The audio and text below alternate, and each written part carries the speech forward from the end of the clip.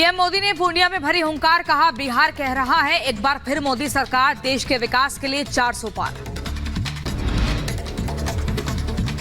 PM Modi ने कहा कि 10 साल का काम तो बस ट्रेलर है, जनता का सपना मोदी का संकल्प है। डिंपल यादव ने दाखिल किया नामांकन। डिंपल यादव के नामांकन के दौरान अखिलेश यादव, शिवपाल यादव और रामगोपाल यादव भी मौजूद रहे। बीजेपी नेता प्रत्युष यादव का विपक्ष पर हमला, कहा विपक्ष हताश और निराश है, महंगाई की बात करना इन्हें शोभा नहीं देता। कांग्रेस के मंत्री डी सुधाकर ने वोट के बदले अनुदान का वादा किया है और कहा 70,000 वोटों की बढ़त देने पर सीएम से 25 करोड़ रुपए अनुदान के रूप में स्वीकृत कराऊंगा। नामांकन दाखिल करने के बाद बोले दिग्विजय सिंह, कहा मुझे खुशी है कि कांग्रेस ने राजगढ़ से दिया टिकट, मुझे ईवीएम पर भरोसा नहीं, मैं चाहता था कि चुनाव बैलेट पेपर पर हो। भ्रामक विज्ञापन मामले में 23 अप्रैल को होगी अगली सुनवाई। सुप्रीम कोर्ट ने रामदेव बालकृष्ण को फिर से पेश होने के लिए कहा। भ्रामक विज्ञापन मामले में सुप्रीम कोर्ट में बोले बालकृष्ण, कहा स्वामी जी किसी भी तौर पर संस्था से नहीं जुड़े हैं। कोर्ट ने जताई नाराजगी, कहा आप ऐसा बोलकर ये बता रहे हैं कि आप में सुधार नहीं। सुप्रीम कोर्ट से रामदेव को फटकार, कहा कोर्ट ने अभी मन नहीं बनाया कि आपको माफ करे कि नहीं। एक नहीं 3 बार आपने उल्लंघन किया है। वहीं उत्तर प्रदेश के गोंडा में पुलिस ने वाहन चोरों को पकड़ा है। 70,000 रुपए अवैध हथियारों के साथ 2 शातिर बदमाशों को किया गिरफ्तार। तो वहीं चोरी में प्रयोग की जाने वाली एक मोटरसाइकिल भी बरामद की। झारखंड में कई जगहों पर ईडी की छापेमारी। जमीन घोटाले मामले में जेएमएम नेता अंतु तिर्की के ठिकानों पर ईडी की छापेमारी। मिजोरम में असम राइफल्स और नार्कोटिक्स का एक्शन, टीम ने मिलकर बरामद की 35 ग्राम हेरोइन। तो वहीं हेरोइन के साथ एक को किया गिरफ्तार। भोजशाला में 26वें दिन भी सर्वे जारी। एएसआई की टीम सर्वे के लिए पहुंची है भोजशाला।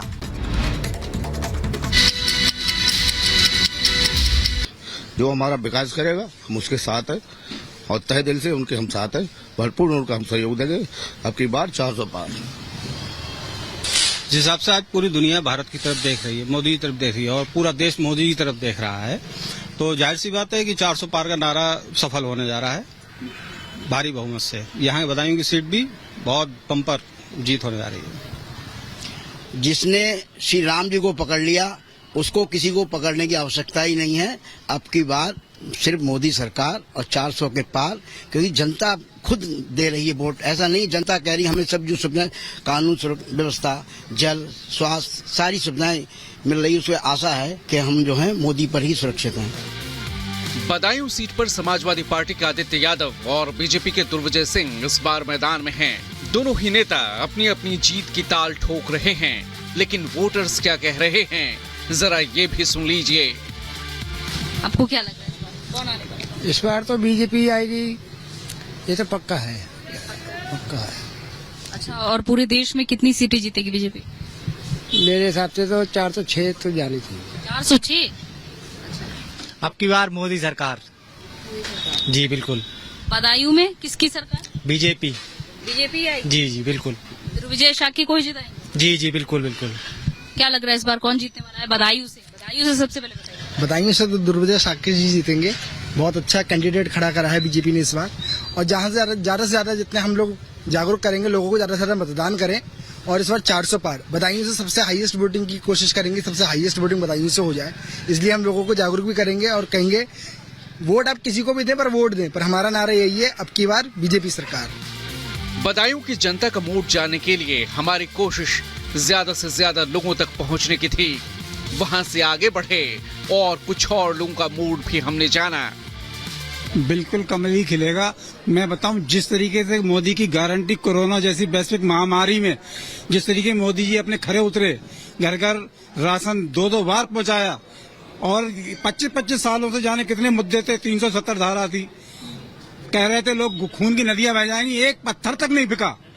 वो मुद्दा राम मंदिर जैसा मुद्दा सुलझा दिया। हर मामले में मोदी जी अपने मुद्दे पे खरे उतरे हैं। इसी को देखते हुए फिर से कमल खिलेगा। बदायूं में तो केवल कमल खिलेगा और हर इंसान, हर महिला, हर बच्चे, हर बुजुर्ग के दिल में, फोटो पे बस एक ही नाम है, मोदी योगी कमल का फूल।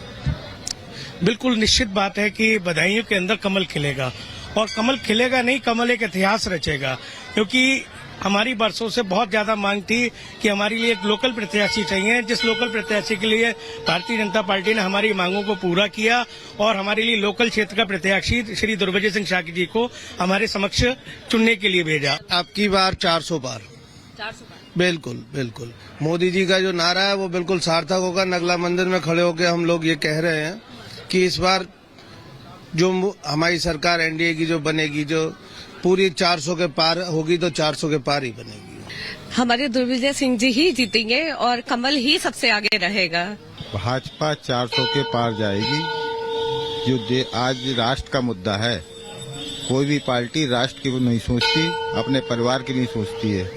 इस वजह से भाजपा ही सबसे आगे रहेगी और उसको 400 पार होना है। तो बदायूं लोकसभा क्षेत्र में इस वक्त सियासत गरमाई हुई है। सीधा मुकाबला बीजेपी और समाजवादी पार्टी के बीच देखा जा रहा है, जहां बीजेपी एक बार फिर से अपनी सीट बचाने की कोशिश में लगी हुई है, तो वहीं समाजवादी पार्टी एमवाई समीकरण के जरिए बदायूं सीट को अपने नाम फिर से करना चाहती है।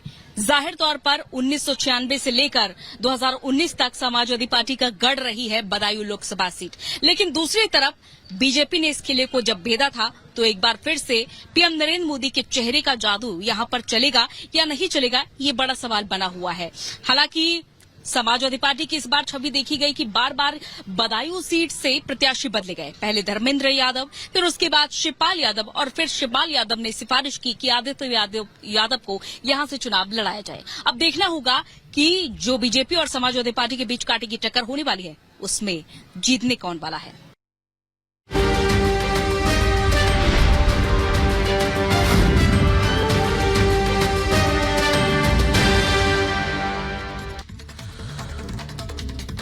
तो चलिए दर्शकों, आगे बढ़ेंगे और चुनावी चौपाल के बाद बात पश्चिम बंगाल की करेंगे। पश्चिम बंगाल की बात क्यों? दरअसल पश्चिम बंगाल की मुख्यमंत्री ममता बनर्जी को रामनवमी और चुनाव के पहले चरण से पहले आखिर दंगों की याद क्यों आ रही है और बार बार वो दंगों का जिक्र कर रही हैं? क्या इस बात के पीछे यह समझा जा सकता है कि ममता बनर्जी चाहती हैं पश्चिम बंगाल के अंदर वोटरों का ध्रुवीकरण वो कर सके? रिपोर्ट आपको दिखाते हैं।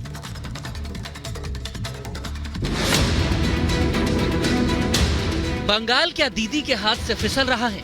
कहीं मोदी के नाम पर बंगाल में बीजेपी के पक्ष में हवा ज्यादा तो नहीं बनने लगी है? ये इसलिए पूछ रहे हैं क्योंकि पिछले साल रामनवमी पर बंगाल में दंगा हुआ था और इस बार चुनाव से ठीक पहले ममता बनर्जी को दंगा बहुत याद आ रहा है। वो पहले से ही भगवान राम के जन्म दिवस को दंगों का दिन बताने में लगी है। আমি সংখ্যালঘু ভাই বোনদের বলবো, যদি দেখেন স্লোগান দিচ্ছে 17 তারিখ ওটা ওদের দাঙ্গা করার দিন, আমি মনে করি ওটা মানুষের সম্মানের দিন হোক, ঐক্যের দিন হোক। গালাগালি দিলেও মাথা ঠান্ডা করে আল্লাহর নামে প্রে করবেন। बांग्ला में अगर ममता बनर्जी का यह बयान आपको समझ नहीं आया तो बता देते हैं कि बीजेपी के मुताबिक ममता बनर्जी मुस्लिमों को संबोधित करके कह रही हैं कि अगर वो 17 तारीख को नारेबाजी करते दिखे तो जान लें कि वो दिन उनके लिए दंगों का दिन है। इस बयान के खिलाफ बंगाल बीजेपी के अध्यक्ष सुकांता मजुमदार ने पोस्ट कर कहा है कि ये शर्मनाक और विभाजनकारी टिप्पणी है, हमें उनके खिलाफ खड़ा करने वाली है। तृणमूल कांग्रेस हिंदुओं को अपनी ही मातृभूमि में दोयम दर्जे का नागरिक बनाने की कोशिश कर रही है, ये आरोप बीजेपी लगा रही है। आज बंगाल के अंदर जिस तरह से ममता बनर्जी की टीएमसी की सरकार जिसकी जिम्मेवारी रक्षक की है, वो रक्षक जिम्मेवारी की बजाय भक्षकों को प्रोत्साहित कर रही है। 2 दिन में रामनवमी का पर्व है और उसके 2 दिन बाद वोटिंग होनी है। बस इसीलिए बंगाल में दंगा अब चुनावी मुद्दा बन चुका है। मगर हिंदू त्योहार को दंगाइयों का दिन बताना क्या ममता की हताशा और तुष्टीकरण नहीं है? Bureau report, Republic Bharat. भ्रामक प्रचार को लेकर सुप्रीम कोर्ट से बाबा रामदेव और बालकृष्ण को लंबी फटकार के बीच आज एक बार फिर से इस पूरे मामले पर सुप्रीम कोर्ट में सुनवाई होने वाली है। 1 मिनट की रिपोर्ट आपको दिखाते हैं। सुप्रीम कोर्ट के सामने आज एक बार फिर बाबा रामदेव और आचार्य बालकृष्ण को पेश होना है। पतंजलि की दवाओं को लेकर किए भ्रामक दावों को लेकर एक बार फिर सुप्रीम कोर्ट में दोनों की पेशी है। पिछली सुनवाई से पहले योग गुरु रामदेव और आचार्य बालकृष्ण ने हल्फनामा दायर कर बिना शर्त माफी मांग ली थी, लेकिन सुप्रीम कोर्ट ने माफीनामे को अस्वीकार करते हुए कड़ी फटकार लगाई थी। सुप्रीम कोर्ट ने उत्तराखंड के ड्रग कंट्रोलर को भी हल्फनामा देने का आदेश दिया था। सुप्रीम कोर्ट ने ड्रग्स कंट्रोलर से पूछा था